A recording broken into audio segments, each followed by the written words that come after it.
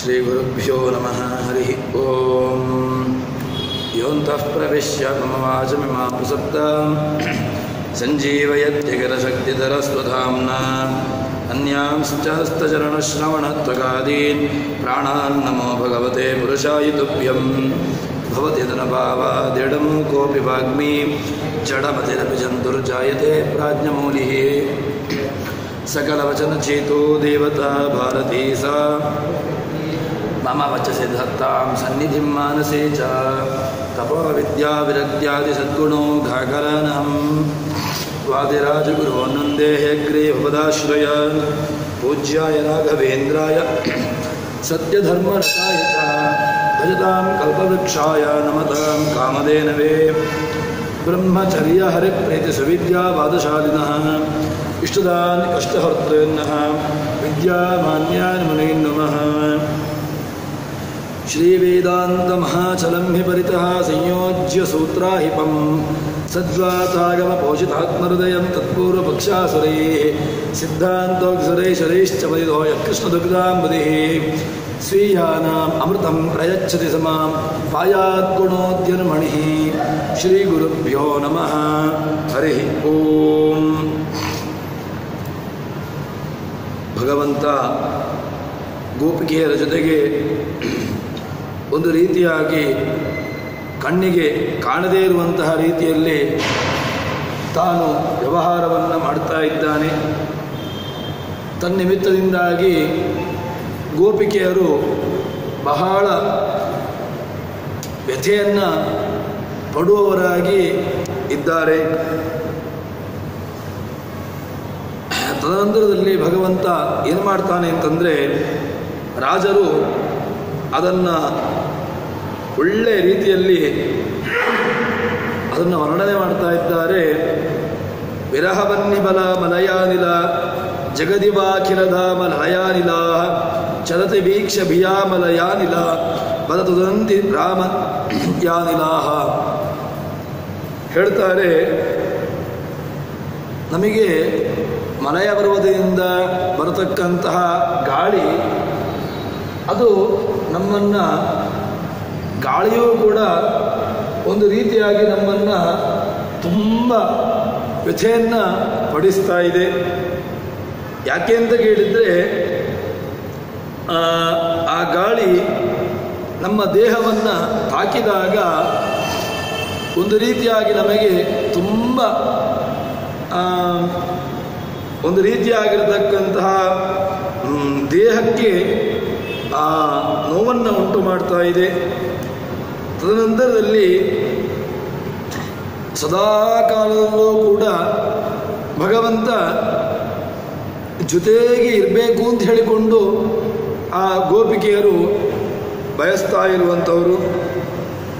ಅಂಥವರು ಈಗ ಪ್ರಕೃತ ಭಗವಂತ ಕಾಣ್ತಾ ಇಲ್ಲವಾದ್ದರಿಂದಾಗಿ ಒಂದು ರೀತಿಯಾಗಿರತಕ್ಕಂತಹ ಮನಸ್ಸಿಗೆ ವೇದನೆಯನ್ನು ಮಾಡ್ತಾ ಇದ್ದಾರೆ.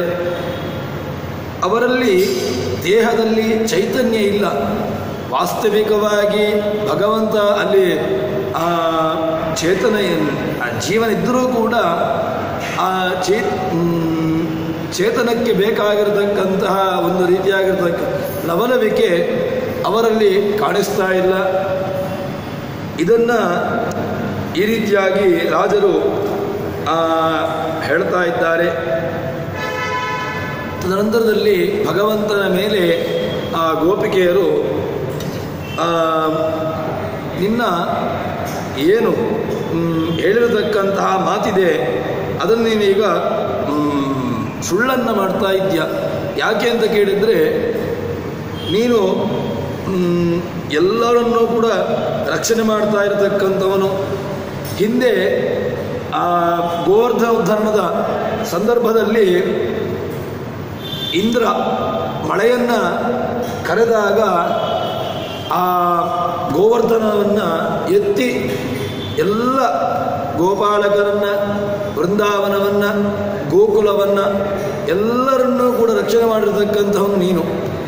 ಆದರೆ ಈಗ ಏನು ಮಾಡ್ತಾ ಇದ್ಯಾ ಅಂತ ಕೇಳಿದರೆ, ನಾವು ನಿನ್ನ ಭಕ್ತರು ಅಂತ ಹೇಳಿಕೊಂಡು ನಮ್ಮ ನಮಗೆ ತುಂಬ ಗರ್ವ ಇತ್ತು. ಯಾಕೆ ಅಂತ ಕೇಳಿದರೆ, ನಮ್ಮನ್ನು ನೀನು ನಿಶ್ಚಿತವಾಗಿಯೂ ಕೂಡ ರಕ್ಷಣೆ ಮಾಡ್ತಿ ಎಂಬುದಾಗಿ ನಮಗೆ ಅಭಿಮಾನವೂ ಇತ್ತು, ಗರ್ವವೂ ಇತ್ತು. ಆದರೆ ಈಗ ಏನಾಯಿತು ಅಂತಂದರೆ, ನೀನು ನಮ್ಮನ್ನು ಕೈ ಬಿಡ್ತಾ ಇದ್ದೀಯ. ಇಷ್ಟರ ತನಕ ನೀನು ರಕ್ಷಣೆ ಮಾಡ್ತಾ ಇದ್ದಿ. ಹಿಂದೆ ನಿನ್ನ ಮಾತುಗಳು ಏನಿತ್ತು, ಭಗವಂತ ಎಲ್ಲರನ್ನೂ ಕೂಡ ರಕ್ಷಣೆ ಮಾಡ್ತಾನೆ, ಎಲ್ಲರೂ ಕೂಡ ಯಾರೆಲ್ಲ ಭಗವಂತನನ್ನು ಬಂದು ಶರಣ ಹೊಂದುತ್ತಾರೆ ಅವರನ್ನು ಭಗವಂತ ನಿಶ್ಚಿತವಾಗಿಯೂ ಕೂಡ ರಕ್ಷಣೆ ಮಾಡ್ತಾನೆ ಅಂತ ಹೇಳಿಕೊಂಡು ಏನು ನಿನ್ನ ಮಾತಿದೆ, ಅದನ್ನು ನೀನೀಗ ಸುಳ್ಳು ಮಾಡ್ತಾ ಇದ್ದೀಯ. ಅದಕ್ಕೋಸ್ಕರವಾಗಿ ನೀನು ನಿನ್ನ ಮಾತನ್ನು ಉಳಿಸಿಕೊಳ್ಳಬೇಕು ಅಂತ ಹೇಳ್ತಾನೆ. ಇನ್ನೊಂದು, ಭಗವಂತನನ್ನು ರಕ್ಷಣೆ ಮಾಡ್ತಾನೆ, ಅವನನ್ನು ರಕ್ಷಣೆ ಮಾಡತಕ್ಕಂತಹದ್ದು ಅಥವಾ ಅವನನ್ನು ಸ್ತೋತ್ರ ಮಾಡುವಂತಹದ್ದು ವೇದಗಳು ಅದೆಲ್ಲ ಸ್ತೋತ್ರ ಮಾಡ್ತವೆ. ಮತ್ತೊಂದು ಏನು ಅಂತ ಕೇಳಿದ್ರೆ, ನಾವು ನಮ್ಮ ಜೀವನದಲ್ಲಿ ಆಗಿರತಕ್ಕಂತಹ ಬೇರೆ ಬೇರೆ ದೃಷ್ಟಾಂತಗಳು ನಮಗೆ ಅನುಭವಕ್ಕೆ ಬಂದಿರ್ತವೆ. ಅದರೊಂದಿಗೂ ಕೂಡ ಭಗವಂತನನ್ನು ನಾವು ಸ್ತೋತ್ರ ಮಾಡಬೇಕು ಅಂತ ಹೇಳ್ತಾರೆ. ಹೇಗೆ ಅಂತ ಕೇಳಿದರೆ, ಭಗವಂತ ನಿಶ್ಚಿತವಾಗಿಯೂ ಕೂಡ ಯಾರೆಲ್ಲ ಸಜ್ಜನರು ಅಂತಿದ್ದಾರೆ, ಯಾರೆಲ್ಲ ಭಗವಂತನನ್ನು ತುಂಬ ಅವನನ್ನು ಬಿಟ್ಟು ತಮ್ಮ ಜೀವನವನ್ನು ಮಾಡಲಿಕ್ಕಾಗೋದಿಲ್ಲ ಅಂತ ಯಾರೆಲ್ಲ ಇರ್ತಾರೆ, ಭಗವಂತ ಅವರನ್ನು ನಿಶ್ಚಿತವಾಗಿಯೂ ಕೂಡ ರಕ್ಷಣೆ ಮಾಡ್ತಾನೆ. ಆ ರೀತಿಯಾಗಿರ್ತಕ್ಕಂತಹ ಕೇವಲ ವೇದಗಳ ಮೂಲಕವಾಗಿ ಅಲ್ಲದೆ ನಮ್ಮ ಜೀವನದಲ್ಲಿ ಆಗಿರತಕ್ಕಂತಹ ನಮ್ಮ ಅನುಭವಗಳಿಂದಲೂ ಕೂಡ ನಾವು ದೇವರನ್ನು ಸ್ತುತಿಸಬೇಕು ಅಂತ ರಾಜರು ಈ ಒಂದು ದೃಷ್ಟಾಂತದ ಮೂಲಕವಾಗಿ ತೋರಿಸ್ತಾರೆ. ತದನಂತರದಲ್ಲಿ ದೇವರನ್ನು ಕಾಣಬೇಕು ಅಂತಾದರೆ ರಾಜರು ಒಂದು ಮಾತನ್ನು ಹೇಳ್ತಾ ಇದ್ದಾರೆ. ಹೇಗೆ ಗೋಪಿಕೆಯರು ಭಗವಂತನ ಸ್ತೋತ್ರ ಮಾಡಿದ್ರು, ನಾವು ಕೂಡ ಆ ರೀತಿಯಾಗಿ ಭಗವಂತನನ್ನು ಕಾಣಬಹುದು, ಭಗವಂತನನ್ನು ಸ್ತೋತ್ರ ಮಾಡಬಹುದು. ಆದರೆ ಅದಕ್ಕೆ ಅತಿ ಅವಶ್ಯಕವಾಗಿ ಬೇಕಾಗಿರತಕ್ಕಂತಹದ್ದು ಏನು ಅಂತ ಕೇಳಿದರೆ, ಹೇಳ್ತಾರೆ ಬೇರೆ ಬೇರೆ ಸಾಧನಗಳು ಬೇಕೇ ಬೇಕು. ಭಗವಂತನನ್ನು ಕೇಳಬೇಕು ಅಥವಾ ಶ್ರವಣ ಮಾಡಬೇಕು, ಇದೆಲ್ಲ ಮುಖ್ಯವಾಗಿರತಕ್ಕ ಸಾಧನಗಳನ್ನು ಹೇಳ್ತಾರೆ. ಆದರೆ ಅದರ ಜೊತೆಗೆ ಒಂದು ಸಹಕಾರಿ ಕಾರಣವನ್ನು ಹೇಳ್ತಾರೆ. ಅದೇನು ಅಂತ ಕೇಳಿದರೆ, ಶುದ್ಧವಾಗಿರತಕ್ಕಂಥ ಆಹಾರವನ್ನು ಕೂಡ ಹೇಳ್ತಾರೆ. ಯಾಕೆ ಅಂದರೆ, ಆಹಾರ ಶುದ್ಧವಿಲ್ಲ ಅಂತಾದರೆ ಅಥವಾ ನಾವು ಯಾವ ಆಹಾರವನ್ನು ಸ್ವೀಕಾರ ಮಾಡ್ತೇವೆಯೋ ತನ್ಮೂಲಕವಾಗಿ ನಮಗೆ ಭಗವಂತನ ಕಡೆಗೆ ಮನಸ್ಸು ಹೋಗುವಂತಹದ್ದು. ನಮ್ಮ ಆಹಾರದಲ್ಲಿ ಶುದ್ಧತೆ ಇಲ್ಲದೆ ತದನಂತರದಲ್ಲಿ ನಾವು ಭಗವಂತನನ್ನು ಸ್ತೋತ್ರ ಮಾಡಲಿಕ್ಕೆ ಕೂತುಕೊಂಡರೂ ಕೂಡ ಅದು ಅದರಲ್ಲಿ ಬೇಕಾಗಿರತಕ್ಕಂತಹ ಒಂದೇನು ಏಕಾಗ್ರತೆ ಅದು ಬರೋದಿಲ್ಲ.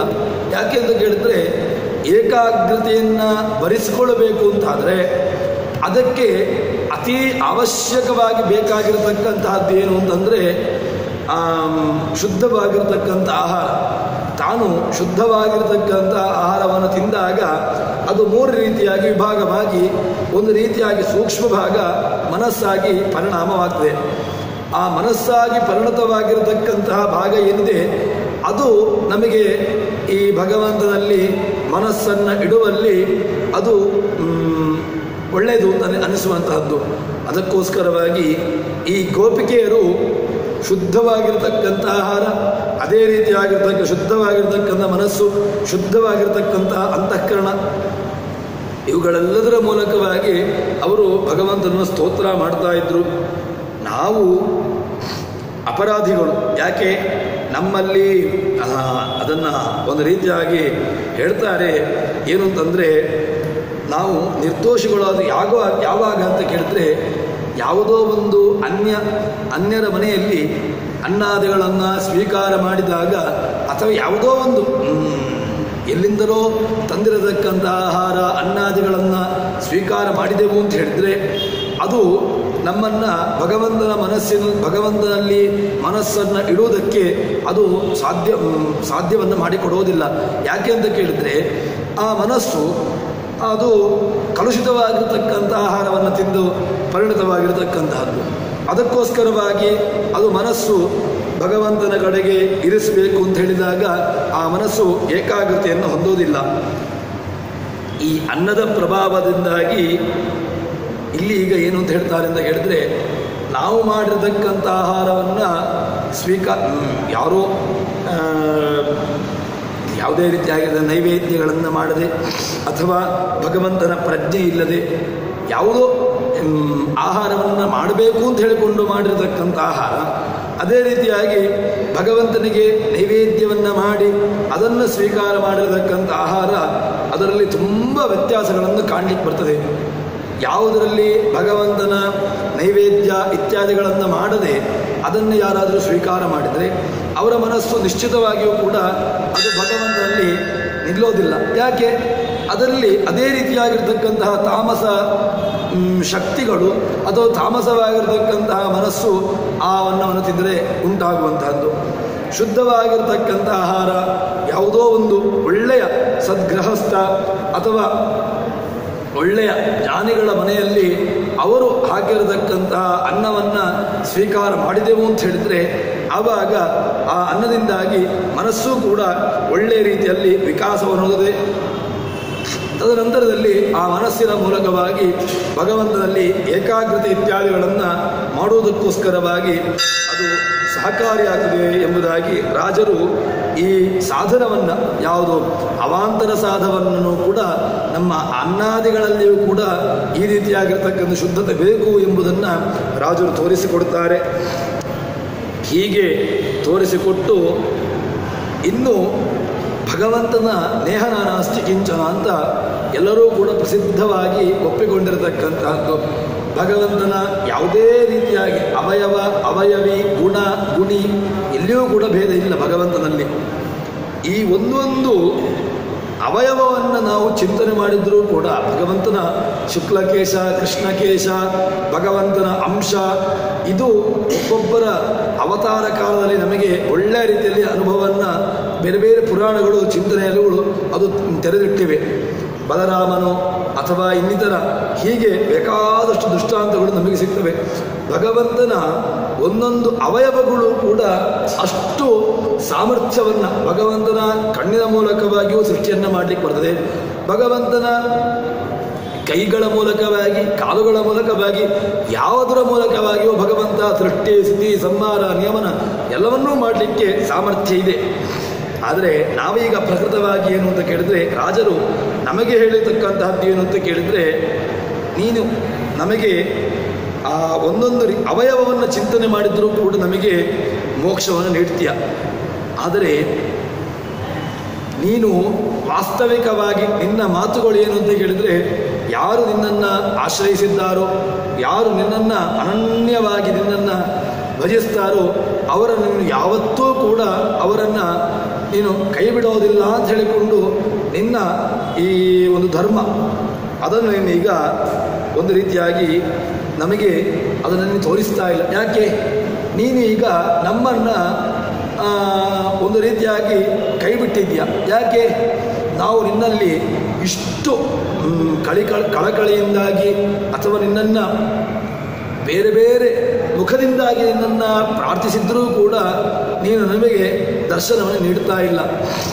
ನಮ್ಮಿಂದ ಅಗೋಚರನಾಗಿ ಎಲ್ಲಿಯೋ ಇದ್ದುಕೊಂಡು ನಮಗೆ ಈ ರೀತಿಯಾಗಿರ್ತಕ್ಕಂತಹ ನೋವನ್ನು ನೀಡ್ತಾ ಇದ್ದೀಯಾ ಅಂತ ಹೇಳಿಕೊಂಡು ಹೇಳ್ತಾರೆ. ಆದರೆ ಇದರಿಂದ ನಾವು ರಾಜರು ನಮಗೆ ಹೇಳ್ತಕ್ಕಂತಹದ್ದೇನು ಅಂತ ಕೇಳಿದರೆ ಹೇಳ್ತಾರೆ, ಭಗವಂತನನ್ನು ಜಪ ಮಾಡಬೇಕು ಅಥವಾ ಭಗವಂತನ ಸ್ತೋತ್ರ ಮಾಡಬೇಕು ಅಂತ ಹೇಳಿದರೆ ಒಂದೊಂದು ರೀತಿಯಾಗಿರ್ತಕ್ಕಂತಹ ವರ್ಗವನ್ನು ಹೇಳ್ತಾರೆ. ಆ ವರ್ಗದವರಿಗೆ ಒಂದೊಂದು ರೀತಿಯಾಗಿ ಉಪಾಸನೆಯನ್ನು ಹೇಳ್ತಾರೆ. ಯತಿಗಳಿಗಾಗುವಾಗ ಭಗವಂತನನ್ನು ಪ್ರಣವ ಮಂತ್ರದ ಮೂಲಕವಾಗಿ ಭಗವಂತನನ್ನು ಧ್ಯಾನಿಸಬೇಕು, ಭಗವಂತನನ್ನು ಅರ್ಚನೆ ಅವನನ್ನು ಆ ರೀತಿಯಾಗಿ ಅವರು ಧ್ಯಾನವನ್ನು ಮಾಡಬೇಕು ಅಂತ ಹೇಳ್ತಾರೆ. ಆದರೆ ಸ್ತ್ರೀಯರಿಗಾಗುವಾಗ ಈ ಪ್ರಣವ ಮಂತ್ರದ ಉಪಾಸನೆಯಾಗಲಿ ಅಥವಾ ಪ್ರಣವ ಮಂತ್ರದ ಜಪವಾಗಲಿ ಅವರಿಗೆ ಅದನ್ನು ಹೇಳಲಿಲ್ಲ. ಈಗ ಏನಾಗಿದೆ ಅಂತ ಕೇಳಿದರೆ ಆ ಭಗವಂತ ಬೇರೆ ಬೇರೆ ರೀತಿಯಾಗಿ ಇಲ್ಲಿ ತೋರಿಸಿಕೊಡ್ತಾ ಇದ್ದಾನೆ. ತನ್ನ ಬಾಲ್ಯಲೀಲೆಗಳನ್ನು ತೋರಿಸ್ತಾ ಇದ್ದಾನೆ.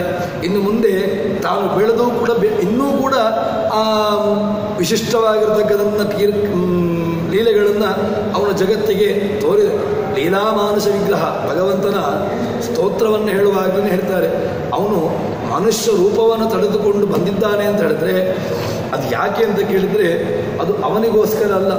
ಯಾಕೆ? ಯಾವುದೋ ಒಂದು ರೀತಿಯಾಗಿ ಇಲ್ಲಿರತಕ್ಕಂತಹ ಸಜ್ಜನರ ಉದ್ಧಾರವಾಗಬೇಕು, ಸಜ್ಜನರು ಈ ಭವದಿಂದಾಗಿ ತಾವು ಬಿಡುಗಡೆಯನ್ನು ಕಾಣಬೇಕು ಎಂಬಂತಹ ದೃಷ್ಟಿಯಿಂದಾಗಿ ಇಲ್ಲಿ ಬಂದಿದ್ದಾರೆ. ನಿನ್ನ ದರ್ಶನವನ್ನು ಯಾರು ಮಾಡ್ತಾರೆಯೋ ಅವರಿಗೆ ಯಾವುದೇ ರೀತಿಯಾಗಿರತಕ್ಕಂತಹ ಬಂಧನಗಳು ಅಥವಾ ಬೇಗೆಗಳು ಇದು ಇಲ್ಲ ಎಂಬುದನ್ನು ತೋರಿಸ್ತಾರೆ. ಈಗ ನಾವೀಗ ಈ ಭವದಲ್ಲಿ ಬಂಧನದಲ್ಲಿ ಇದ್ದುಕೊಂಡು ನಾವು ತುಂಬ ವ್ಯಥೆಯನ್ನು ಪಡ್ತಾ ಇದ್ದೇವೆ. ಯಾಕೆ ಅಂತ ಕೇಳಿದರೆ ನಮಗೆ ನಿನ್ನ ದರ್ಶನವಾಗ್ತಾ ಇಲ್ಲ. ನೀನು ಒಂದು ರೀತಿಯಾಗಿ ನಮ್ಮಿಂದ ಅಗೋಚರನಾಗಿ ನಮ್ಮಿಂದ ಈ ರೀತಿಯಾಗಿರ್ತಕ್ಕಂತಹ ಒಂದು ಕ್ರೀಡೆಗಳನ್ನು ನಮ್ಮ ಜೊತೆಗೆ ನೀನು ಮಾಡ್ತಾ ಇದ್ಯಾ. ಅದಕ್ಕೋಸ್ಕರವಾಗಿ ಹೇಳ್ತಾರೆ, ನಾವು ದೇವತೆಗಳು ಋಷಿಗಳು ಇವರೆಲ್ಲರೂ ಕೂಡ ಒಂದೊಂದು ರೀತಿಯಾಗಿ ಭಗವಂತನನ್ನು ಉಪಾಸನೆ ಮಾಡ್ತಾರೆ. ಆ ಉಪಾಸನೆ ಮಾಡತಕ್ಕಂತಹ ಮಾರ್ಗಗಳು ಅದು ಮಾತ್ರ ವ್ಯತ್ಯಾಸ ಅಂತ ಹೇಳ್ತಾರೆ. ನಮಗೆ ಯಾವುದನ್ನು ಉಪಾಸನೆ ಮಾಡಲಿಕ್ಕೆ ಹೇಳಿದ್ದಾರೋ ತದ್ದದ ರೀತಿಯ ನಾವು ದೇವರನ್ನು ಉಪಾಸನೆ ಮಾಡಲೇಬೇಕು ಎಂಬುದನ್ನು ರಾಜರು ತೋರಿಸ್ತಾರೆ. ಇನ್ನು ರಾಜರು ಒಂದು ರೀತಿಯಾಗಿ ಆ ಗೋಪಿಕೆಯರು ಏನು ಆ ವ್ಯಥೆಯನ್ನು ಪಡ್ತಾ ಇದ್ದಾರೆ ಅದನ್ನು ಒಂದು ರೀತಿಯಾಗಿ ತಾವು ವಿಶಿಷ್ಟವಾಗಿರ್ತಕ್ಕಂತಹ ಒಂದು ರೀತಿಯಲ್ಲಿ ಅದನ್ನು ಹೇಳ್ತಾ ಇದ್ದಾರೆ. ಹೇಗೆ ಅಂತ ಕೇಳಿದರೆ ಭಗವಂತನನ್ನು ಉಪಾಸನೆ ಮಾಡಬೇಕು ಅಂತ ಹೇಳಿದರೆ ಲಕ್ಷ್ಮೀ ಸಹಿತನಾಗಿ ನಾವು ದೇವರನ್ನು ಉಪಾಸನೆ ಮಾಡುವಂತಹದ್ದು. ಎಲ್ಲಿಯೂ ಕೂಡ ಲಕ್ಷ್ಮೀ ದೇವಿಯನ್ನು ಬಿಟ್ಟು ಕೇವಲ ನಾರಾಯಣನ ಉಪಾಸನೆ ಮಾಡಬೇಕು ಅಂತ ಎಲ್ಲಿಯೂ ಕೂಡ ಹೇಳಲಿಲ್ಲ. ಲಕ್ಷ್ಮೀ ಸಹಿತನಾಗಿರತಕ್ಕಂತಹ ನಾರಾಯಣನನ್ನೇ ಉಪಾಸನೆ ಮಾಡಲಿಕ್ಕೆ ಹೇಳಿರತಕ್ಕಂತಹದ್ದು. ಇಲ್ಲಿ ಈಗ ಆ ರಾಜರು ಗೋಪಿಕೆಯರ ಮನಸ್ಸಿನ ವ್ಯಥೆಯನ್ನು ಒಂದು ರೀತಿಯಾಗಿ ಚಮತ್ಕಾರ ರೀತಿಯಿಂದ ಅದನ್ನು ಹೇಳ್ತಾ ಇದ್ದಾರೆ. ಹೇಗೆ ಅಂತ ಕೇಳಿದರೆ ನಾವೀಗ ದುಃಖವನ್ನು ಪಡ್ತಾ ಇದ್ದೇವಲ್ವ? ಹೌದು, ದುಃಖವನ್ನು ಪಡುವುದರಿಂದಾಗಿ ನಮ್ಮ ವಿರೋಧಿಗಳು ಇದನ್ನು ನೋಡಿ ಸಂತಸವನ್ನು ಪಡ್ತಾ ಇದ್ದಾರೆ. ಯಾಕೆ ಅಂತ ಕೇಳಿದರೆ ಭಗವಂತನ ನಂಬಿರತಕ್ಕಂಥವರಿಗೂ ಕೂಡ ಆ ಭಗವಂತ ವ್ಯಥೆಯನ್ನು ನೀಡ್ತಾ ಇದ್ದಾನೆ. ನಾವು ನಿನ್ನನ್ನು ಅನನ್ಯವಾಗಿ ಭಜನೆ ಮಾಡತಕ್ಕಂಥವ್ರು, ಅನನ್ಯವಾಗಿ ನಿನ್ನನ್ನು ನೀನಿಲ್ಲ ಅಂತ ಆದರೆ ನಾವಿಲ್ಲ ಅಂತ ಹೇಳಿಕೊಂಡು ನಿನ್ನನ್ನು ಉಪಾಸನೆ ಮಾಡತಕ್ಕಂಥವರು ಈಗ ಅವರು ನಮ್ಮ ಈ ಸಂಕಟವನ್ನು ನೋಡಿ ಅವರು ಸಂತಸವನ್ನು ಪಡ್ತಾ ಇದ್ದಾರೆ. ಯಾಕೆ ಅಂತ ಕೇಳಿದರೆ ವಿರೋಧಿಗಳು ಅಯ್ಯೋ ಭಗವಂತನನ್ನು ನಂಬಿದವರು ಕೂಡ ಈ ರೀತಿಯಾಗಿ ಸಂಕಟವನ್ನು ಪಡ್ತಾರೆ ಅಂತಾದರೆ ಭಗವಂತನನ್ನು ಯಾಕೆ ನಾವು ಇದು ನಮಗೂ ಕೂಡ ಇದು ಈ ರೀತಿಯಾಗಿ ಅನುಭವ ಆಗ್ತದೆ. ಯಾಕೆ ಅಂತ ಕೇಳಿದರೆ ನಾವು ಹೇಳುವುದಿದೆ, ನಾನು ದೇವರಿಗೆ ಇಷ್ಟೆಲ್ಲ ನಾನು ಏನು ಮಾಡುವುದನ್ನು ಮಾಡ್ತಾ ಇದ್ದೇನೆ, ನನ್ನ ಎಲ್ಲ ಕರ್ಮಾಂಗಗಳನ್ನು ನಾನು ನಿಷ್ಠೆಯಿಂದ ಮಾಡ್ತಾ ಇದ್ದೇನೆ, ಆದರೂ ಕೂಡ ಭಗವಂತ ನನಗೆ ಯಾವುದೇ ರೀತಿಯಾಗಿ ನನಗೆ ನನ್ನ ಜೀವನದಲ್ಲಿ ಔನ್ನತ್ಯವನ್ನು ತೋರಿಸಿಲ್ಲ ಅಂತ ಹೇಳಿಕೊಂಡು ಒಂದು ರೀತಿಯಾಗಿ ನಾವು ದೇವರನ್ನೇ ನಾವು ಹಳಿತಾ ಇರ್ತೇವೆ. ಆದರೆ ಇದನ್ನು ಆ ಗೋಪಿಕೆಯರು ಚಿಂತನೆ ಮಾಡತಕ್ಕಂತಹ ಶೈಲಿಯೇ ಬೇರೆ ಇದೆ. ಹೇಗೆ ಅಂತ ಹೇಳಿದರೆ ನೀನು ಈಗ ನಾವು ಕಷ್ಟವನ್ನು ಪಡ್ತಾ ಇದ್ದೇವೆ, ಅದರಿಂದಾಗಿ ವಿರೋಧಿಗಳಿಗೆ ತುಂಬ ಆನಂದವನ್ನು ಪಡ್ತಾ ಇದ್ದಾರೆ ಅವರು. ಆದರೆ ಯಾರೆಲ್ಲ ವಿರೋಧಿಗಳಿದ್ದಾರೆ, ಅಸುರರಿದ್ದಾರೆ, ಅವರು ಯಾವತ್ತೂ ಕೂಡ ಸುಖದಿಂದ ಇರಬೇಕು ಅಂತ ನೀನು ಬಯಸಿದವಲ್ಲ. ಯಾಕೆ? ಅಸುರರನ್ನು ಸಂಹಾರ ಮಾಡಿ ಅಸುರರನ್ನು ನಿರ್ನಾಮ ಮಾಡಲಿಕ್ಕೋಸ್ಕರ ನೀನು ಅವತಾರವನ್ನು ಎತ್ತಿದವ, ಅಥವಾ ಅವರಿಗೆ ಯಾವುದೇ ರೀತಿಯಾಗಿ ಅವರಿಗೆ ಏಳಿಗೆ ಆಗಬಾರ್ದು ಅಂತ ನೀನು ಕೂಡ ಚಿಂತನೆ ಮಾಡಿರತಕ್ಕಂಥವನು. ಆದರೆ ಈಗ ನೀನು ಏನು ಮಾಡಬೇಕು ದುಂಟ, ನಿನ್ನ ಕೊಟ್ಟಂತಹ ಮಾತನ್ನು ನೀನೀಗ ಉಳಿಸಿಕೊಳ್ಬೇಕು. ಏನು? ಅಜ್ಞಾನಿಗಳಿಗೆ, ಅಸುರರಿಗೆ ಯಾವುದೋ ರೀತಿಯಲ್ಲಿ ನೀನು ನೆಮ್ಮದಿಯನ್ನು, ಅವರಿಗೆ ಸಂತೋಷದ ಅನುಭವವನ್ನಾಗಲಿಕ್ಕೆ ಬಿಡೋದಿಲ್ಲ ಅಂತ ಹೇಳ್ತಾನೆ. ಕಲಿ ಮೊದಲಾದಂತಹ ಜೀವರಾಶಿಗಳಿಗೆ ಸ್ವಲ್ಪನೂ ಕೂಡ ಅವರಿಗೆ ಆನಂದದ ಅನುಭವ ಆಗಬಾರ್ದು ಅಂತ ಭಗವಂತ ಅವನ ಚಿಂತನೆಯಲ್ಲಿರತಕ್ಕಂತಹದ್ದು. ಈಗ ಈ ರೀತಿಯಾಗಿ ಒಂದು ಭಗವಂತನನ್ನು ನಂಬಿರತಕ್ಕಂಥವರಿಗೆ ಖುಷಿ ಸಂಕಟವನ್ನು ಪಡ್ತಾ ಇದ್ದಾರೆ ಅಂತ ಹೇಳಿಕೊಂಡು ಅವರು ಆನಂದವನ್ನು ಪಡ್ತಾ ಇದ್ದಾರೆ. ಈಗ ನೀನು ಏನು ಮಾಡಬೇಕು ತುಂಟ? ಈಗ ನೀನು ನಮ್ಮ ಎದುರುಗಡೆ ಬರಬೇಕು. ನಮ್ಮ ಎದುರುಗಡೆಗೆ ಬಂದು ಅವರಿಗೆ ಆಗತಕ್ಕಂತಹ ಏನು ಸಂತಸಿದೆ ಅದನ್ನು ನಿನಗೆ ನಾಶ ಮಾಡಬೇಕು. ಈ ರೀತಿಯಾಗಿ ಆದರೂ ಬಾ ಮಾರಾಯ, ನಮ್ಮ ಕಣ್ಣಿನ ಮುಂದೆ ಒಂದು ರೀತಿಯಾಗಿ ನೀನು ಕಾಣಿಸಿಕೊಳ್ಳಬೇಕು ಅಂತ ಹೇಳಿಕೊಂಡು ಹೇಳ್ತಾರೆ. ಇನ್ನೊಂದೇನು ಅಂತಂದರೆ, ಈಗ ನಾವು ನಿನ್ನ ಸೇವಕಿಯರು, ನಾವು ತುಂಬ ತಪಸ್ಸನ್ನು ಮಾಡಿ ಈ ಒಂದು ಭಗವಂತನೇ ಪತಿಯಾಗಿ ಬೇಕು ಅಂತ ಹೇಳಿಕೊಂಡು ನಾವು ತಪಸ್ಸನ್ನು ಮಾಡಿಕೊಂಡು ನಾವು ಈ ಒಂದು ಸ್ಥಿತಿಯನ್ನು ಹೊಂದಿರತಕ್ಕಂಥವರು. ನಮ್ಮನ್ನು ನೀಗ ತ್ಯಾಗ ಮಾಡಿದ್ದೆ ಅಂತಾದರೆ ಲಕ್ಷ್ಮೀ ದೇವಿಯನ್ನು ಬಿಟ್ಟಂತೆ. ಈಗ ನೀನೀಗ ನಿನ್ನ ಮಾತನ್ನು ಉಳಿಸಿಕೊಳ್ತೀಯೋ ಅಥವಾ ನಮ್ಮನ್ನು ಬಿಡ್ತೀಯೋ, ಇದು ಎರಡೇ ನಿನಗೆ ಇರತಕ್ಕಂತಹದ್ದು. ಯಾವುದನ್ನು ನೀನು ಸ್ವೀಕಾರ ಮಾಡ್ತೀಯ ಅಂತ ನೋಡಬೇಕು. ಅಂದರೆ ದೇವರ ಜೊತೆಗೆ ಅವರು ಗೋಪಿಕೆಯರ ಆ ಒಂದು ಏನು ಬಾಂಧವ್ಯ ಇದೆ, ಇದು ನಮಗೆ ಗೊತ್ತಾಗುವಂತಹದ್ದು. ಭಗವಂತನಲ್ಲಿ ಅವರಷ್ಟು ತುಂಬ ನಿಷ್ಠೆಯಿಂದಾಗಿ ಭಗವಂತ, ನಾನು ನಿಮ್ಮನ್ನು ನಂಬಿರ್ತಕ್ಕಂಥವರು, ನಮ್ಮನ್ನು ನೀನು ಬಿಡ್ತೀಯೋ ನಿನ್ನ ಕೊಟ್ಟಂತಹ ಮಾತನ್ನು ಬಿಟ್ಟಂತಾಗ್ತದೆ. ಇಲ್ಲ, ನಾವು ಈಗ ತುಂಬ ಸನ್ನಿಧಾನವನ್ನು ಭರಿಸಿಕೊಂಡು ಭಗವಂತ ನಮಗೆ ಪತಿಯಾಗಬೇಕು ಅಂತ ಹೇಳಿಕೊಂಡು ನಾವು ಲಕ್ಷ್ಮಿಯ ಸನ್ನಿಧಾನವನ್ನು ಭರಿಸಿಕೊಂಡಿರತಕ್ಕಂಥವರು. ನಮ್ಮನ್ನು ಬಿಟ್ಟು ಅಂತ ಹೇಳಿದ್ರೆ ಲಕ್ಷ್ಮೀ ದೇವಿಯನ್ನು ನೀನು ತ್ಯಾಗ ಮಾಡಿದಂತಾಗ್ತದೆ. ಅದಕ್ಕೋಸ್ಕರವಾಗಿ ಯಾವುದನ್ನು ರಾಜರು, ಇದೇ ವಾದಿರಾಜರು ಭಗವಂತನನ್ನು ಶ್ರೀ ಗುಣದರ್ಪಣದಲ್ಲಿ ಹೇಳುವಾಗ, ಸಮನಾಖಿಲ ಮಾತಸ್ತ್ವಂ ಅಮುನಾಥ ಯೋಗಿನಿ ಅಮನಾಥೇನ ದೇವಶ್ಚ ವಿಮನಾಶ್ಚನ ಸತ್ವಯಿ ಅಂತ ಅವಳಿಗೆ ಸಮನ ಅಂತ ಹೇಳಿಕೊಂಡು ಅವಳನ್ನು ಸಂಬೋಧನೆ ಮಾಡಿದ್ದಾರೆ. ಸಮಾನವಾಗಿರತಕ್ಕಂಥ ಎಲ್ಲ ದೇಶ ಕಾಲದಲ್ಲಿಯೂ ಕೂಡ ವ್ಯಾಪ್ತಳಾಗಿರ್ತಕ್ಕಂಥವಳು ಲಕ್ಷ್ಮೀದೇವಿ ಅಂತ ಹೇಳಿಕೊಂಡು ಅವಳನ್ನು ಸಮನ ಅಂತ ಹೇಳಿಕೊಂಡು ಅವಳನ್ನು ಕೊಂಡಾಡಿರ್ತಕ್ಕಂಥವರು. ಈಗ ನಮ್ಮನೆ ನೀವು ಬಿಟ್ಟಿ ಅಂತ ಹೇಳಿದರೆ ನಿನ್ನ ಸಮನ ಅಂತ ಏನೊಂದು ಹೆಸರು ಉಂಟಲ್ವ, ಅದಕ್ಕೆ ಹಾನಿ. ಅದಕ್ಕೆ ನೀನೀಗ ನಮಗೆ ಕಾಣಿಸಿಕೊಳ್ಳಬೇಕು ಅಂತ ಹೇಳಿಕೊಂಡು ಆ ರೀತಿಯಾಗಿ ತಾವು ಭಗವಂತನ ಜೊತೆಗೆ ಪ್ರಾರ್ಥನೆಯನ್ನು ಮಾಡ್ತಾ ಇದ್ದಾರೆ. ನಿನ್ನ ಹೆಸರನ್ನು ಉಳಿಸಿಕೊಳ್ತೀಯೋ, ಸಮನ ಅಂತ ನಿನಗೆ ಹೆಸರುಂಟಲ್ವ, ಸಮಾನ ದೇಶ ಕಾಲತಃ ವ್ಯಾಪ್ತಿಯನ್ನು ಉಳಿಸಿಕೊಳ್ಬೇಕು ಅಂತ ಆದರೆ ಈಗ ಬರಬೇಕು ನೀನೀಗ ಅಂತ ಹೇಳಿಕೊಂಡು ಒಂದು ರೀತಿಯಾಗಿ ಅವನನ್ನು ಕೊಂಡಾಡ್ತಾ ಇದ್ದಾರೆ. ಇಲ್ಲದಿದ್ದರೆ ಬರದಿದ್ದರೆ ನಮಗೇನೂ ಸಮಸ್ಯೆ ಇಲ್ಲ.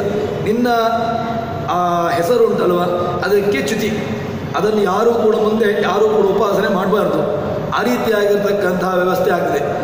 ಅದಕ್ಕೋಸ್ಕರ ನೀನೀಗ ನಮ್ಮ ಎದುರುಗಡೆಗೆ ಬರಬೇಕು ಅಂತ ಹೇಳಿಕೊಂಡು ಅವನ ಜೊತೆಗೆ ತುಂಬ ಮನಸ್ಸಿನ ವ್ಯವಸ್ಥೆಯನ್ನು ಭಗವಂತನ ಮುಂದೆ ತೆರೆದಿಡ್ತಾ ಇದ್ದಾರೆ.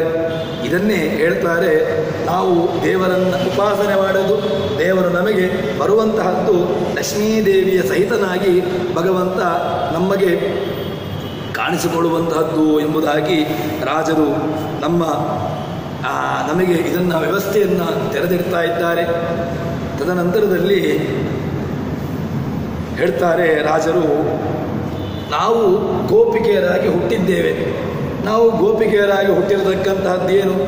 ನಾವು ದೇವತಾ ಸ್ತ್ರೀಯರೇ. ನಾವು ದೇವತಾ ಗಣದಲ್ಲಿ ದೇವತಾ ಸ್ತ್ರೀಯರಾಗಿರ್ತಕ್ಕಂಥವರು ನಾವೀಗ ಗೋಪಿಕೆಯರಾಗಿ ಈ ಜಗತ್ತಿನಲ್ಲಿ ಅವತಾರವನ್ನು ಮಾಡಿದ್ದೇವೆ. ನೀನು ಹೇಳಿದ್ದೇನು ಅಂತ ಹೇಳಿದ್ರೆ, ನೀವು ಗೋಪಿಕೆಯರಾಗಿ ಬಂದಾಗ ನಾನು ನಿಮ್ಮನ್ನು ವರಿಸ್ತೇನೆ, ನಾನು ನಿಮ್ಮನ್ನು ಕೈ ಹಿಡಿತೇನೆ ಅಂತ ಹೇಳಿಕೊಂಡು ನೀನು ಕೊಟ್ಟಿರತಕ್ಕಂತಹ ಮಾತು. ಅದಕ್ಕೋಸ್ಕರವಾಗಿ ನಿನ್ನ ಮಾತನ್ನಿಟ್ಟುಕೊಂಡು ನಾವೀಗ ಇಲ್ಲಿ ಅವತಾರವನ್ನು ಮಾಡಿದ್ದೇವೆ. ಈಗ ಅದೇ ಹಿಂದಿನ ಮಾತನ್ನು ಹೇಳ್ತಾರೆ, ಈಗ ಒಂದು ವೇಳೆ ಕೊಟ್ಟಂತಹ ಮಾತನ್ನು ಉಳಿಸಿಕೊಳ್ತೀನಿ ಅಂತಾದರೆ ನಮಗೆ ನೀನೀಗ ಕಾಣಿಸಿಕೊಳ್ಳಬೇಕು. ಇಲ್ಲ, ನಾನು ಕೊಟ್ಟಂತಹ ಮಾತನ್ನು ಉಳಿಸಿಕೊಳ್ಳೋದಿಲ್ಲ, ನಾನು ಯಥೇಚ್ಛವಾಗಿರ್ತೇನೆ ಅಂತಾದರೆ ಬರಬೇಡ. ನಮಗೆ ಕಣ್ಣ ಮುಂದೆ ಕಾಣಿಸ್ಕೊಳ್ತೀನಿ ಅಂತಾದರೆ ನಮಗೆ ಕೊಟ್ಟಂತಹ ಮಾತನ್ನು ನೀನು ಉಳಿಸಿಕೊಂಡಾಗ್ತದೆ. ಇಲ್ಲ ಅಂತಾದರೆ ನೀನು ಮಾತು ತಪ್ಪಿದವಾ ಎಂಬುದಾಗಿ ನಿನಗೊಂದು ಪಟ್ಟಿ, ನಿನಗೆ ಹಣಪಟ್ಟಿ ಬರ್ತದೆ. ಏನಂತ ಕೇಳಿದ್ರೆ, ಕೊಟ್ಟಂತಹ ಮಾತನ್ನು ಕೃಷ್ಣ ಉಳಿಸಿಕೊಳ್ಳಿಲ್ಲ ಎಂಬ ಹಣೆಪಟ್ಟಿಯನ್ನು ನೀನು ಹೊತ್ತುಕೊಳ್ಬೇಕಾಗ್ತದೆ. ಯಾವುದನ್ನು ನೀನು ಯಾವ ವ್ಯವಸ್ಥೆಯನ್ನು ನೀನು ಆರಿಸಿಕೊಳ್ತೀಯೋ ಇದು ನಿನಗೆ ಬಿಟ್ಟಿರತಕ್ಕಂತಹದ್ದು ಎಂಬುದಾಗಿ ಭಗವಂತನ ಮೇಲೇ ಹೇಳ್ತಾರೆ. ಸರಿ, ಬ್ರಹ್ಮಾದಿ ದೇವತೆಗಳು ನಾವು ಬಿಡು, ಬ್ರಹ್ಮಾದಿ ದೇವತೆಗಳು ಕೂಡ ನಿನ್ನನ್ನು ಉಪಾಸನೆ ಮಾಡ್ತಾರೆ, ನಿನ್ನನ್ನು ಧ್ಯಾನ ಮಾಡ್ತಾರೆ. ಅವರನ್ನು ಧ್ಯಾನ ಮಾಡುವಾಗ ಅವರ ಧ್ಯಾನ ನೀನೇ ಅವರಿಗೆ ಮುಖ್ಯವಾಗಿ ಏನು ಅಂತ ಕೇಳಿದರೆ, ಕವೀಶ ಗೌರೀಹೃತ ಆತ್ಮವೃತ್ಯ ವೃಣೀ ದದಾಸೀರ್ಯ ದಿನೋ ಅವನೇನಃ. ಅವರನ್ನು ನೀನು ನಾನು ನಿಮ್ಮನ್ನು ರಕ್ಷಣೆ ಮಾಡ್ತೇನೆ, ನಾನು ನಿಮ್ಮನ್ನು ಧಾರಣೆ ಮಾಡ್ತೇನೆ ಅಂತ ಹೇಳಿಕೊಂಡು ಕೊಟ್ಟಿರತಕ್ಕಂತಹ ಮಾತು ನೀನು ಉಳಿಸಿಕೊಡ್ತೀಂತಾದರೆ ಬರಬೇಕೀಗ ಎಂಬುದಾಗಿ ಹೇಳ್ತಾರೆ. ಈಗ ನೀನೇ ರಕ್ಷಣೆ ಮಾಡ್ತೇನೆ ಅಂತ ಹೇಳಿಕೊಂಡು ರಕ್ಷಣೆ ಮಾಡಲಿಕ್ಕೆ ಬರಲಿಲ್ಲ ಅಂತಾದರೆ ನಿನಗೆ ಶಕ್ತಿ ಇಲ್ಲ ಅಂತಾಗ್ತದೆ. ಒಂದು, ನಿನಗೆ ಶಕ್ತಿ ಇಲ್ಲ ಅಂತ, ಅಥವಾ ಕೊಟ್ಟಂತಹ ಮಾತನ್ನು ಉಳಿಸಿಕೊಳ್ಳಲಿಲ್ಲ ಅಂತ ಹೇಳಿಕೊಂಡು, ಹೀಗೆ ಭಗವಂತನನ್ನು ಬೇರೆ ಬೇರೆ ರೀತಿಯಲ್ಲಿ ಹೇಳ್ತಾರೆ. ಭಗವಂತನ ಮೇಲೆ ಅವರಿಗೆ ಎಲ್ಲಿಯ ತನಕ ಒಂದು ದೃಢವಾಗಿರತಕ್ಕಂಥ ನಂಬಿಕೆ ಅಂತ ಹೇಳಿದರೆ, ರಕ್ಷತೀತ್ಯ ವಿಶ್ವಾಸ. ಭಗವಂತ ಯಾವ ಕಾಲಕ್ಕೂ ಕೂಡ ನಮ್ಮನ್ನು ಕೈ ಬಿಡೋದಿಲ್ಲ. ತನ್ನ ಭೀಷ್ಮಾಚಾರ್ಯರ ಪ್ರತಿಜ್ಞೆ ಇದನ್ನೆಲ್ಲ ನಾವು ಪುರಾಣಗಳಲ್ಲಿ ನೋಡಿದಾಗ ಭಗವಂತ ಭಕ್ತರನ್ನು ಬಿಟ್ಟು ತನ್ನ ಒಂದು ಸ್ವಪ್ರತಿಷ್ಠೆಯನ್ನು, ಭಗವಂತನಿಗೆ ಸ್ವಾಭಾವಿಕವಾಗಿ ಯಾವುದೂ ಬೇಕಾಗಿಲ್ಲ, ಆದರೂ ಕೂಡ ಆ ಭಗವಂತನಿಗೋಸ್ಕರವಾಗಿ ಅಹಂ ಭಕ್ತಪರಾಧೀನಃ ಅಂತ ಹೇಳಿಕೊಂಡೇ ಭಗವಂತ ಹೇಳಿರತಕ್ಕಂತಹದ್ದು. ಭಕ್ತರು ನನ್ನನ್ನು ಯಾವ ರೀತಿಯಾಗಿ ಕರೀತಾರೋ ಆ ರೀತಿಯಾಗಿ ನನ್ನನ್ನು ನಾನಿರ್ತೇನೆ. ಅಂಬರೀಷನ ವಿಷಯ ಆಗಲಿ ಅಥವಾ ಇನ್ನಿತರ ಪ್ರಹ್ಲಾದನ, ಧ್ರುವ, ಹೀಗೆ ಯಾವ ವಿಷಯಗಳನ್ನಿಟ್ಟುಕೊಂಡರೂ ಕೂಡ ಭಗವಂತ ಎಲ್ಲಿಯೂ ಕೂಡ ಭಕ್ತರನ್ನು ಬಿಟ್ಟು ತಾನು ಮಾತ್ರ ಉನ್ನತವಾಗಿರ್ತಕ್ಕಂತಹ ಸ್ಥಾನವನ್ನು ಹೊಂದಿದ್ದಲ್ಲಿ ನಾವು ಎಲ್ಲಿಯೂ ಕೂಡ ದೃಷ್ಟಾಂತವನ್ನು ಕಾಣಲಿಕ್ಕೆ ಸಾಧ್ಯವೇ ಇಲ್ಲ. ಅದೇ ರೀತಿಯಾಗಿ ಈಗ ಈ ಗೋಪಿಕೆಯರು ಕೂಡ ರಕ್ಷತೀತ್ಯ ವಿಶ್ವಾಸ, ಭಗವಂತ ನಮ್ಮನ್ನು ಯಾವ ಕಾಲಕ್ಕೂ ಕೂಡ ಕೈ ಬಿಡೋದಿಲ್ಲ ಎಂಬುದಾಗಿ ಈ ಒಂದು ದೃಢವಾಗಿರತಕ್ಕಂತಹ ನಿರ್ಧಾರದಿಂದಾಗಿ ಅವರು ಆ ಭಗವಂತನ ಜೊತೆಗೆ ನಿನ್ನ ಹೆಸರನ್ನು ಉಳಿಸಿಕೊಡ್ತೀಯೋ ಬರಬೇಕೀಗ. ಇಲ್ಲದಿದ್ದರೆ ಶ್ರುತಿಗಳು, ಸ್ಮೃತಿಗಳು, ಪುರಾಣಗಳು ಏನೆಲ್ಲ ನಿನ್ನ ಮಾತನ್ನು ನಿನ್ನನ್ನು ವರ್ಣಿಸ್ತಾ ಉಂಟು, ನೀನು ಅಹಂ ಭಕ್ತಪರಾಧೀನ ಅಂತ ಹೇಳ್ತಾ ಉಂಟು, ಅಥವಾ ನಿನ್ನನ್ನು ಏನು ಬೇರೆ ಬೇರೆ ರೀತಿಯಾಗಿ ನಿನ್ನನ್ನು ಆ ಪುರಾಣಗಳೆಲ್ಲ ಕೊಂಡಾಡ್ತಾ ಉಂಟು. ನೀನು ಕೊಟ್ಟಂತಹ ಮಾತನ್ನು ಉಳಿಸಿಕೊಂಡು ನಮ್ಮಲ್ಲಿಗೆ ಬರ್ತೀಂತಾದರೆ ನಿನಗೆ ಎಲ್ಲ ಹೆಸರುಗಳು ಕೂಡ ಸಾರ್ಥಕ. ಇಲ್ಲ, ನೀನು ಬರೋದಿಲ್ಲ ಅಂತಾದರೆ ನನ್ನ ಹೆಸರುಗಳೆಲ್ಲವೂ ಕೂಡ ಅದು ವ್ಯರ್ಥವಾಗಿದೆ. ಮತ್ತು ನಿನ್ನನ್ನು ಯಾರೂ ಕೂಡ ನಿನ್ನನ್ನು ಭಕ್ತಪರಾಧೀನ ಅಂತ ಹೇಳಿಕೊಂಡು ಯಾರೂ ಕೂಡ ಇದನ್ನು ಉಪವಾಸನೆ ಮಾಡೋದಿಲ್ಲ ಅಂತ ಹೇಳಿಕೊಂಡು ಆ ರೀತಿಯಾಗಿರತಕ್ಕಂಥ ಒಂದು ಭಗವಂತನಿಗೇ ತಮ್ಮ ಮನಸ್ಸಿನ ವ್ಯಥೆಯನ್ನು ಹೇಳುವ ಮೂಲಕವಾಗಿ ಭಗವಂತನಿಗೇ ಚಾಲನೆಯನ್ನು ನೀಡಿರತಕ್ಕಂಥವರು ಈ ಗೋಪಿಕೆಯರು. ಹೀಗೆ ಹೇಳಿಕೊಂಡು ಇನ್ನೊಂದೇನು ಅಂತ ಕೇಳಿದರೆ, ನಿನಗೆ ಎಲ್ಲ ಇಡೀ ನಾವು ಅಜ್ಞಾನಿಗಳಾಗಿರ್ಬೋದು, ನೀನು ಎಲ್ಲ ಇಡೀ ಜಗತ್ತನ್ನು ತಿಳಿದಕ್ಕಂತ ಜಗತ್ತಿನ ಆಗು ಹೋಗು ಜಾನತಿ ಅಸ್ತವಾ ಮನೇಶು ಸ್ಥಿತಿಂ ನತ್ಯಜೇಮ ಪ್ರಭೋ ನವಾನೇಶು ಸ್ಥಿತಿಂ ಪೂರ್ವಸೌ ಕಿಂ ಪ್ರಿಯ ಕಿಂ ನವೇಶು ಸ್ಥಿತಿಂ ನೇಹ ಕಿಂತು ಪ್ರಿಯೇಮ ನವೇಶು ಸ್ಥಿತಿಂ ಹೇಳ್ತಾರೆ. ಇಡೀ ಗೋಪಿಕೆಯರು ನಿನಗೇನು ಹೊಸ ಬರಲ್ಲ. ಯಾಕೆ? ಗೋಪಿಕೆಯರನ್ನು ನೀನು ನೋಡಿದ್ದೀಯ. ಮೊದಲು ಕೂಡ ಇದೇ ಗೋಪಿಕೆಯರ ಜೊತೆಗೆ ನೀನು ವ್ಯವಹಾರವನ್ನು ಮಾಡಿರ್ತಕ್ಕಂಥವನು. ಈಗ ನೀನು ಒಂದು ರೀತಿಯಾಗಿ ಏನು ನಾವು ಮೊದಲೇ ಇರತಕ್ಕಂಥವರು ಅದೇ ಗೋಪಿಕೆಯರು, ಏನು ಇವರ ಮಾತನ್ನು ಯಾಕೆ ನಾನು ಸ್ವೀಕಾರ ಮಾಡಬೇಕು ಅಂತ ಹೇಳಿಕೊಂಡು ಆ ರೀತಿಯಾಗಿರ್ತಕ್ಕಂತಹ ಆ ಮನಸ್ಥಿತಿಯನ್ನು ಹೊಂದಬೇಡ. ಇನ್ನು ಹೇಳ್ತಾರೆ ನತ್ಯಜೇಮ ಪ್ರಭು ನವೇಶ ಸ್ಥಿತಿ. ಇನ್ನು ಪತ್ನಿಯಾಗಿರ್ತಕ್ಕಂಥ ಲಕ್ಷ್ಮೀದೇವಿ ಇದ್ದಾಳಲ್ವ, ಅವಳೇನು ಈಗ ನಿನಗಾಗಿ ಎಣಿಸಿರ್ಬೋದು. ನಾವು ಅದೇ ಹಳೆಯ ಗೋಪಿಕೆಯರು, ನಾವು ನಮಗೂ ಕೂಡ ಒಂದು ರೀತಿಯಾಗಿ ನೀವು ಅಂದ್ಕೊಂಡು ಹಳೆಯ ತಲೆಗಳು ಅಂತ ಹೇಳಿಕೊಂಡು ನಮ್ಮನ್ನೇನು ಬಿಡಲಿಕ್ಕಿಲ್ಲ. ಯಾಕೆ ಗೊತ್ತುಂಟಾ, ನಿನ್ನ ಪತ್ನಿಯಾಗಿರ್ತಕ್ಕಂಥ ಲಕ್ಷ್ಮೀದೇವಿ ಇದ್ದಾಳಲ್ವ, ಅವಳು ಅನಾದಿ ಕಾಲದಿಂದಿರತಕ್ಕಂಥವಳು.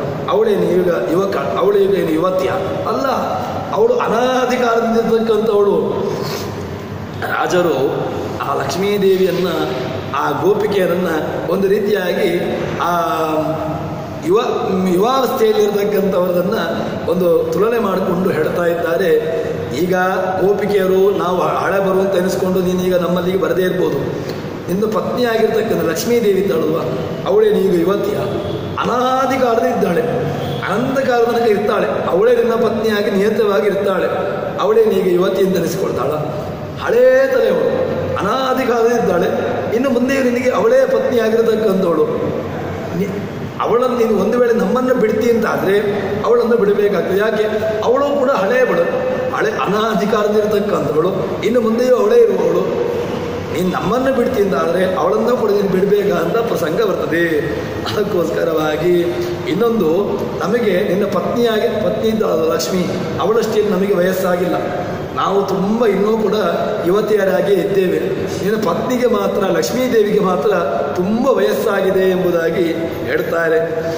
ನೀನು ನಮ್ಮ ಜೊತೆಗೆ ಬರಲಿಲ್ಲ ಅಂತಾದರೆ ನೀನು ಅವರ ಜೊತೆಗೂ ಕೂಡ ನಿನಗೆ ಹೋಗ್ಲಿಕ್ಕಾಗೋದಿಲ್ಲ. ಅದಕ್ಕೋಸ್ಕರವಾಗಿ ಇದು ಏನು ಅಂತ ಕೇಳಿದ್ರೆ ಕೇವಲ ಈ ಲೌಕಿಕ ವ್ಯವಸ್ಥೆಯನ್ನು ಇಟ್ಟುಕೊಂಡು ಹೇಳಿರತಕ್ಕಂಥದ್ದಲ್ಲ. ಇದು ಚಮತ್ಕಾರ ರೀತಿಯಾಗಿ ರಾಜರು ಆ ಗ್ರಂಥಕ್ಕೆ ಶೋಭೆಗೋಸ್ಕರವಾಗಿ ತಾವು ಆ ಸಿದ್ಧಾಂತ ವಿರೋಧಿಯಾಗಿ ಇದರಲ್ಲಿ ಲಕ್ಷ್ಮೀದೇವಿಯನ್ನು ಅಥವಾ ಗೋಪಿಕೆಯರನ್ನು ವರ್ಣನೆ ಮಾಡಿಲ್ಲ. ವಾಸ್ತವಿಕವಾಗಿ ಏನು ಹೇಳ್ತಾ ಇದ್ದಾರೆ ಅಂತ ಕೇಳಿದರೆ, ಭಗವಂತ ಯಾರನ್ನ ಹೊರತಾನೆ, ಯಾರನ್ನ ಬಿಟ್ಟು ಬಿಡ್ತಾನೆ ಅಂತ ಕೇಳಿದರೆ ಜ್ಞಾನಿಗಳನ್ನು ಮಾತ್ರ ಭಗವಂತ ಸ್ವೀಕಾರ ಮಾಡ್ತಾನೆ. ಯಾರೆಲ್ಲ ಜ್ಞಾನಿಗಳಿದ್ದಾರೆ, ಜ್ಞಾನಿಗಳನ್ನು ಭಗವಂತ ಬಿಟ್ಟು ಕೇವಲ ಯಾರಲ್ಲಿ ಸಂಪತ್ತಿದೆ ಅವರನ್ನು ಭಗವಂತ ಸ್ವೀಕಾರ ಮಾಡೋದಿಲ್ಲ. ಮತ್ತು ಯಾರಿಗೆ ಜ್ಞಾನ ಇದೆಯೋ ಅವರನ್ನು ಭಗವಂತ ಸ್ವೀಕಾರ ಮಾಡ್ತಾನೆ ಎಂಬುದನ್ನು ತೋರಿಸಿಕೊಡ್ತಾರೆ. ಯಾರಿಗೆ ಜ್ಞಾನ ಇಲ್ವೋ ಅವರು ಯಾವ ಕಾಲಕ್ಕೂ ಕೂಡ ಭಗವಂತನ ನಮ್ಮ ಜೊತೆಗೆ ಬರ್ತಾನೆ, ಭಗವಂತ ನಮ್ಮ ಜೊತೆಗೆ ಇರ್ತಾನೆ ಎಂಬುದನ್ನು ಅವರು ಬಯಸಲಿಕ್ಕಾಗೋದಿಲ್ಲ ಎಂಬುದಾಗಿ ಹೇಳ್ತಾರೆ. ತದನಂತರದಲ್ಲಿ ಹೇಳ್ತಾರೆ, ನೀನು ನಮ್ಮ ಕಣ್ಣಿಗೆ ಕಾಣಿಸಿಕೊಳ್ಳಬೇಕು. ನೀನು ಕಾಣಿಸಿಕೊಂಡಿ ಅಂತಾದರೆ ನಾವು ಈ ವೃಂದಾವನದಲ್ಲಿ ಚೆನ್ನಾಗಿ ನಮ್ಮ ಜೀವನವನ್ನು ನಾವು ಮಾಡ್ತೇವೆ. ನಮ್ಮ ಬದುಕು ಅದು ಒಳ್ಳೆಯ ರೀತಿಯಲ್ಲಿ ಇರಬೇಕು ಅಂತ ಹೇಳಿದರೆ ನೀನು ನಮ್ಮ ಜೊತೆಗಿರಬೇಕು. ಯಾರ ಜೊತೆಗೆ ಭಗವಂತನಿರ್ತಾನೋ ಅವರು ಚೆನ್ನಾಗಿರ್ತಾರೆ. ಎಲ್ಲಿ ಭಗವಂತನನ್ನು ಬಿಟ್ಟು ಭಗವಂತನನ್ನು ಮರೆತು ಯಾರ ಜೀವನವನ್ನು ಸಾಗಿಸ್ತಾ ಇರ್ತಾರೋ ಅವರ ಜೀವನ ಯಾವ ಕಾಲಕ್ಕೂ ಕೂಡ ಅದು ಚೆನ್ನಾಗಿ ಅಥವಾ ಒಂದು ರೀತಿಯಾಗಿರ್ತಕ್ಕಂತಹ ಜೀವನವನ್ನು ಜೀವಿಸಲಿಕ್ಕೆ ಸಾಧ್ಯ ಇಲ್ಲ. ಅದನ್ನೇ ಹೇಳ್ತಾರೆ ರಾಜರು, ವ್ರಜೇಮ ಪಂತೋಷತೆ ತಂ ವಿಕುಂಠಂ ನಚೇತು ದೀಕ್ಷೋತ್ಸವ ಭಂಗಹೀನಂ. ನಾವು ಇಲ್ಲಿಯೇ ನಾವು ವೈಕುಂಠವನ್ನು ನೋಡ್ತಾ ಇದ್ದೇವೆ. ಯಾಕೆ ಅಂತ ಕೇಳಿದರೆ ನಿನ್ನ ದರ್ಶನ ಅಲ್ಲಿಯಾದರೂ ಕೂಡ ನಮಗೆ ನಿತ್ಯವಾಗಿ ಆಗ್ತಾ ಇರ್ತದೆ. ನಾವು ನಿನಗಾಗಿ ಈಗ ದೇಹವನ್ನು ತ್ಯಾಗ ಮಾಡಿ ವೈಕುಂಠಕ್ಕೂ ಬರಲಿಕ್ಕೆ ತಯಾರಿದ್ದೇವೆ. ಈಗ ನಾವು ಈ ಜೀವನದಲ್ಲಿದ್ದೇವೆ ಅಂತ ಹೇಳಿದ್ರೆ ನೀನು ಈ ರೀತಿಯಾಗಿ ನಮ್ಮನ್ನು ಸತಾಯಿಸ್ತಾ ಇರ್ತೀಯ. ಅದು ಬಿಟ್ಟು ನಾವೀಗ ನೇರವಾಗಿ ವೈಕುಂಠಕ್ಕೆ ಬಂದು ಬಿಟ್ಟೆವು ಅಂತ ಹೇಳಿದರೆ ನಿನ್ನ ದರ್ಶನ ನಮಗೆ ಸದಾ ಕಾಲವೂ ಆಗ್ತಾ ಇರ್ತದೆ. ಅದಕ್ಕೋಸ್ಕರವಾಗಿ ನಿನ್ನ ದರ್ಶನ ನಮಗೆ ಮುಖ್ಯ ಹೊರತು ನಮಗೆ ಈ ಜೀವನವನ್ನು ಜೀವಿಸುವುದು ಮುಖ್ಯವಲ್ಲ. ನಿನ್ನ ದರ್ಶನ ಎಲ್ಲಿದೆಯೋ ಅದು ನಮಗೆ ಅತಿ ಅವಶ್ಯಕವಾಗಿ ಬೇಕಾಗಿರತಕ್ಕಂತಹದ್ದು. ನಿನ್ನ ದರ್ಶನ ಎಲ್ಲಿದೆಯೋ ಅಲ್ಲಿದ್ದರೆ ನಿನ್ನ ದರ್ಶನ ಸದಾ ಇರ್ತದೆ. ವೈಕುಂಠದಲ್ಲಿ ಯಾರಿರ್ತಾರೋ ಅವರಿಗೆ ಭಗವದ್ ದರ್ಶನ ಚೆನ್ನಾಗಿ ಸದಾ ಕಾಲದಲ್ಲೂ ಕೂಡ ಇರ್ತದೆ. ಇದಕ್ಕೋಸ್ಕರವಾಗಿ ನಾವೀಗ ಈ ದೇಹವನ್ನು ತ್ಯಾಗ ಮಾಡಿ ವೈಕುಂಠದಲ್ಲಿ ನಾವು ಇರಲಿಕ್ಕೂ ನಾವು ತಯಾರಿದ್ದೇವೆ. ನೀವೀಗ ಅವರಿಗೆ ಮುಖ್ಯವಾಗಿ ಏನು ಬೇಕು ಅಂತ ಕೇಳಿದ್ರೆ ನಮಗೆ ನಿನ್ನ ಕಾಣುವಿಕೆ. ನೀನು ನಮ್ಮ ಕಣ್ಣೆದುರಲ್ಲಿ ಒಂದು ಕ್ಷಣವೂ ಕೂಡ ಕಾಣದೇ ಇರಬಾರ್ದು, ನಮ್ಮ ಕಣ್ಣ ಎದುರುಗಡೆನೇ ಇರಬೇಕು ಅಂತ ಹೇಳಿಕೊಂಡು ತಾವು ಹೇಳ್ತಾ ಇದ್ದಾರೆ. ಇನ್ನು ಭಗವಂತ ವಿಯೋಗೇ ತವ ಗೋವಿಂದ ದಿವಸೋ ವಿಭಯಂಕರ ಇಯಂ ನಿಶಾ ದಿಶಾ ವ್ಯಾಪ್ತ ತಮಿಸ್ರ ಕ್ರಾಂತ ಕಿಂಪುನಃ. ಭಗವಂತನನ್ನು ಬಿಟ್ಟು ಯಾರು ಬದುಕ್ತಾರೋ ಅವರು ನಮಗೆ ಅವರಿದ್ದಾರೆ ಇವರಿದ್ದಾರೆ ಅಂತ ಹೇಳಿಕೊಂಡು ನಾವು ಭ್ರಮೆಯಿಂದಿರ್ತೇವೆ. ಭಗವಂತ ನಮ್ಮನ್ನು ರಕ್ಷಣೆ ಮಾಡ್ತಾನೆ, ಭಗವಂತ ನಮಗೆ ಇರ್ತಾನೆ ಅಂತ ಹೇಳಿಕೊಂಡು ಹೇಳ್ತೇವೆ. ನಮಗೆ ಬಾಂಧವರು ಅಥವಾ ಬಂಧುಗಳು ನಮ್ಮನ್ನು ರಕ್ಷಣೆ ಮಾಡ್ತಾರೆ ಅಂತ ಹೇಳಿದರೆ ಬಂಧುಗಳಾಗಲಿ ಬಾಂಧವರಾಗಲಿ ಯಾರೂ ಕೂಡ ನಮ್ಮನ್ನು ರಕ್ಷಣೆ ಮಾಡೋದಿಲ್ಲ. ಮತ್ತು ಯಾರ ಜೊತೆಗೆ ಭಗವಂತನಿರ್ತಾನೋ ಆವಾಗ ಅವರನ್ನು ರಕ್ಷಣೆ ಮಾಡ್ತಾನೆ ಹೊರತು ಭಗವಂತನನ್ನು ಬಿಟ್ಟು ಭಗವಂತನನ್ನು ಮರೆತಿರತಕ್ಕಂತಹ ಬದುಕು ಅಲ್ಲಿ ಯಾವ ಕಾಲಕ್ಕೂ ಕೂಡ ಅವನ ಜೀವನ ಅದು ಚೆನ್ನಾಗಿರಲಿಕ್ಕೆ ಸಾಧ್ಯವೇ ಇಲ್ಲ. ಇದನ್ನು ರಾಜರು ನಮಗೆ ಹೇಳ್ತಾರೆ. ನಮ್ಮನ್ನು ರಕ್ಷಣೆ ಮಾಡಲಿಕ್ಕೆ ಹಗಲಿನ ಹೊತ್ತಿನಲ್ಲಿ ಅವರು ಬರ್ತಾರೆ ಇವರು ಬರ್ತಾರೆ ಅಂತ ಹೇಳಿಕೊಂಡು ಭ್ರಾಂತಿ ಇದೆ. ವಾಸ್ತವಿಕವಾಗಿ ಭಗವಂತ ನಮ್ಮ ಜೊತೆಗಿಲ್ಲ ಅಂತಾದರೆ ಯಾರೂ ಕೂಡ ನಮ್ಮನ್ನು ಭಗವಂತ ಅರಕ್ಷಿತಂ ತಿಷ್ಠತಿ ದೈವ ರಕ್ಷಿತಂ ಸುರಕ್ಷಿತಂ ದೈವ ಹತೋ ವಿನಶ್ಯತಿ. ಭಗವಂತ ಇವನನ್ನು ರಕ್ಷಣೆ ಮಾಡಬೇಕು ಅಂತ ಹೇಳಿಕೊಂಡು ಹಿಡಿದ್ರೆ ಅರಕ್ಷಿತಂ ತಿಷ್ಠತಿ ದೈವ ರಕ್ಷಿತಂ, ಅವನ ರಕ್ಷಣೆ ಇಲ್ಲದಿದ್ದರೂ ಕೂಡ ಭಗವಂತ ರಕ್ಷಣೆ ಮಾಡ್ತಾನೆ. ಸುರಕ್ಷಿತಂ ದೈವ ಹತೋ ವಿನಶ್ಯತಿ, ಭಗವಂತನ ರಕ್ಷಣೆ ಇಲ್ಲ ಯಾರ ರಕ್ಷಣೆಗೂ ಕೂಡ ಅವನಿಗೆ ರಕ್ಷಣೆ ಮಾಡಲಿಕ್ಕೆ ಸಾಧ್ಯ ಇಲ್ಲ. ಶೃಂಗಿ ಶಾಪ ಕೊಟ್ಟು ಅವನಿಗೆ ಭಾಗವತ ದರ್ಶನ ಆಯಿತು, ಆದರೂ ಕೂಡ ಸಣ್ಣ ಒಂದು ಭಯ ಇತ್ತು. ಆ ಭಯದಿಂದ ಏನು ಮಾಡಿದ ಅಂತ ಹೇಳಿದರೆ ತಾನು ಒಂದು ರೀತಿಯಾಗಿರತಕ್ಕಂತಹ ವ್ಯವಸ್ಥೆಯನ್ನು ತಾಳಿಕೊಂಡು ಇದ್ದ. ಆದರೆ ಏನಾಯಿತು ಅಂತ ಕೇಳಿದರೆ ಅವನಿಗೆ ಸರ್ಪನೇ ಬಂದು ಒಂದು ರೀತಿಯಾಗಿ ಅವನನ್ನು ಕಚ್ಚಿ ತದನಂತರದಲ್ಲಿ ಅವನು ಪ್ರಾಣವನ್ನು ಬಿಟ್ಟ. ಹೀಗೆ ಭಗವಂತನ ರಕ್ಷಣೆ ಇಲ್ಲದೆ ನಾವು ಎಲ್ಲಿಯೂ ಇದ್ದರೂ ಕೂಡ ಸಾಧ್ಯವೇ ಇಲ್ಲ ನಮ್ಮನ್ನು ರಕ್ಷಣೆ ಮಾಡಲಿಕ್ಕೆ. ಭಗವಂತ ನಮ್ಮನ್ನು ರಕ್ಷಣೆ ಮಾಡಿದ್ದಾನೆ, ಭಗವಂತನ ಕೃಪಾ ದೃಷ್ಟಿ ಇದ್ದರೂ ಕೂಡ ಆಮೇಲೆ ಅವನನ್ನು ಯಾವುದೇ ರೀತಿಯಾಗಿರತಕ್ಕಂತಹ ವ್ಯವಸ್ಥೆಯಲ್ಲಿ ಅವನನ್ನು ಸಂಹಾರ ಮಾಡಲಿಕ್ಕೋ ಅಥವಾ ಅವನಿಗೆ ಯಾವುದೇ ರೀತಿಯಾಗಿ ಇನ್ನಿತರ ಯಾವುದೋ ಒಂದು ಹಾನಿಯನ್ನು ಮಾಡಲಿಕ್ಕೂ ತಾನು ಪ್ರಯತ್ನ ಪಟ್ಟರೂ ಕೂಡ ಅದರಲ್ಲಿ ಸಫಲನಾಗೋದಿಲ್ಲ ಎಂಬುದನ್ನು ಬೇಕಾದಷ್ಟು ದೃಷ್ಟಾಂತಗಳನ್ನು ನಾವು ಜಗತ್ತಿನಲ್ಲಿ ಕಂಡಿದ್ದೇವೆ, ಪುರಾಣಗಳಲ್ಲಿ ಕಂಡಿದ್ದೇವೆ, ಅಥವಾ ಜ್ಞಾನಿಗಳ ಮಾತಲ್ಲೂ ಕೂಡ ಇದನ್ನು ನೋಡಿದ್ದೇವೆ. ಕೇವಲ ರಾಯರನ್ನು ಉಪಾಸನೆ ಮಾಡಿ